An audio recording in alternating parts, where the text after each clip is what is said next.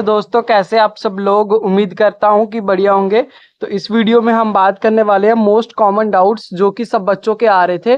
ठीक है, कोई बच्चा कमेंट सेक्शन में बोल रहा है और कोई बच्चे इंस्टाग्राम पे पर्सनली मैसेज करके पूछ रहे थे, तो उन सब का रिप्लाई जो है वो मैं इस वीडियो के थ्रू देना चाहूंगा। तो आपको ये वीडियो जो है वो पूरा लास्ट तक वॉच कर लेना है ताकि आपके सारे डाउट्स जो हैं वो क्लियर हो जाएं। ठीक है, सबसे पहला जो डाउट आ रहा है वो है पोर्टल अपडेशन को लेके। तो मैंने पहले ही आपको बता दिया था कि जो पोर्टल आपका रिवर्ट बैक हो गया है वो क्या हुआ था कि आपका जो है AICT का एक टेक्निकल ग्लिच था। ठीक है, वो टेक्निकल ग्लिच इसलिए था क्योंकि पोर्टल जो है वो फर्दर अपडेट हो रहा था।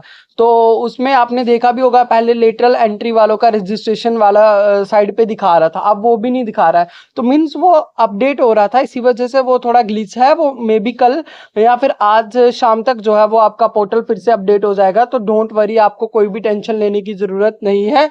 तो आपकी सीट कोई भी कैंसिल नहीं हुई है। ठीक है, सेकंड जो किसके रिलेटेड आ रहा है, मैंडेट फॉर्म के। तो मैंडेट फॉर्म के लिए मैंने पहले बता दिया था कि जो आपका बेनिफिशियरी मैंडेट फॉर्म होता है वो तब लगता था जब आपको डीबीटी करना होता था। ठीक है, तो अब आपका पोर्टल पर डीबीटी तो खुलेगा नहीं, वो सीधा कॉलेज वालों को करना है। तो कॉलेज वालों को मैंडेट फॉर्म खुद का बनवाना पड़ता है जिसमें उन्होंने कॉलेज की बैंक डिटेल शो करनी होती है। ठीक है, आपको अपनी बैंक डिटेल शो करने की कोई ज़रूरत नहीं होती है। अगर फिर भी कुछ कॉलेजेस वाले आपका मैंडेट फॉर्म मांग रहे हैं तो आप क्या करिए, उसको निकलवा कर, प्रिंट आउट निकलवा कर बैंक से जो है वो सारी फॉर्मेलिटी साइन वगैरह करवा कर आप अपने कॉलेज में ले सकते हैं, ताकि आपको बाद में वहां पर जाकर कोई भी इशू ना हो। ठीक है, तो उसके लिए मैं मैंडेट फॉर्म का जो लिंक है वो मैं आपको दे दूंगा इस पिन कमेंट में, तो वहां पर जाकर आप उसका प्रिंट आउट निकलवा सकते हैं।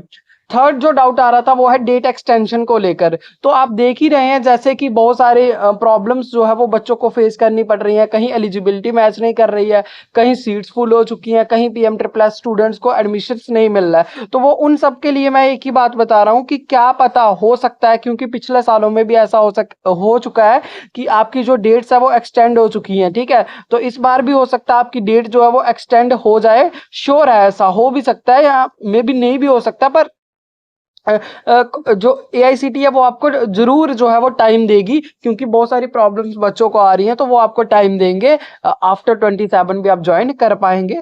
अभी पूरा हम श्योर नहीं बता सकते। उसके बाद फोर्थ नंबर पर है student detail on college portal. कि जो बच्चे पूछ रहे थे कि सर हमारी जो डिटेल्स है वो कॉलेज के पोर्टल पर शो नहीं हो रही है, इसलिए वो हमारी एडमिशन्स को या फिर हमारे डॉक्यूमेंट्स को वेरीफाई नहीं कर पा रहे हैं। तो जैसे कि मेरी बहुत सारे बच्चों से बात हुई तो उनसे ये पता चला है कि कॉलेज की डिटेल्स जो हैं वो बहुत सारे बच्चों की, अब मैक्सिमम बच्चों की उनके पोर्टल पर, कॉलेज के पोर्टल पर आ चुकी हैं स्टूडेंट्स डिटेल। तो आप प्लीज अपने मेंटर को एक बार कॉल करके पूछ लीजिए, तो उन्हें पता होगा। ठीक है, उसके बाद आता है ऑनलाइन ज्वाइनिंग। कुछ बच्चे बोल रहे हैं कि सर हमारा कॉलेज जो है वो बहुत दूर है, या फिर सितंबर में हमारे कॉलेज का सेशन स्टार्ट होगा या अक्टूबर में स्टार्ट होगा। तो उन्होंने बोला है जब वहां के बच्चों की ज्वाइनिंग होगी तो उन्हीं के साथ उनका सबका होगा। तो ऐसा हो सकता है कि उनके बच्चों का अलग से होगा, उनका बाद में होगा, तो आपको भी उन्हीं के साथ करना है। पर आपकी एज पर AICT अगर हम देखें तो वो 27th डेट है, एक्सटेंड होकर भी थोड़े ही दिन बढ़ सकती है। तो इसलिए आप उनको बोल दीजिए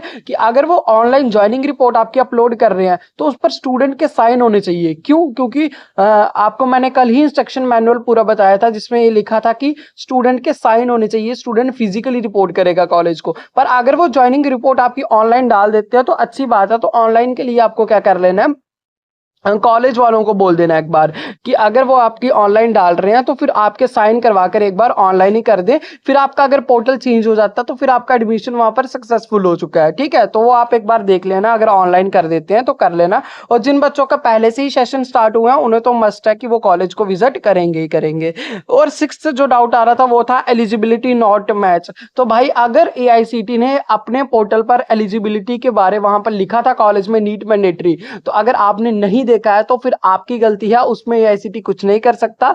पर अगर ऐसा कुछ गलती से आपको अलॉट हो चुका है वैसा कॉलेज जहां पर उन्होंने एलिजिबिलिटी में ये सब चीजें नहीं मेंशन की थी, तो फिर आपका क्या होगा, अगर आपका कॉलेज वाले जो है वो वहां पर सीट कैंसिल कर देते हैं, AICT को रिपोर्ट हो जाएगी, तो AICT जो है वो आपको एक मेल भेज देगी कि वो आपको गलती से कॉलेज जो है वो आ गया था तो आपको राउंड 2 के लिए एलिजिबल कर देगी।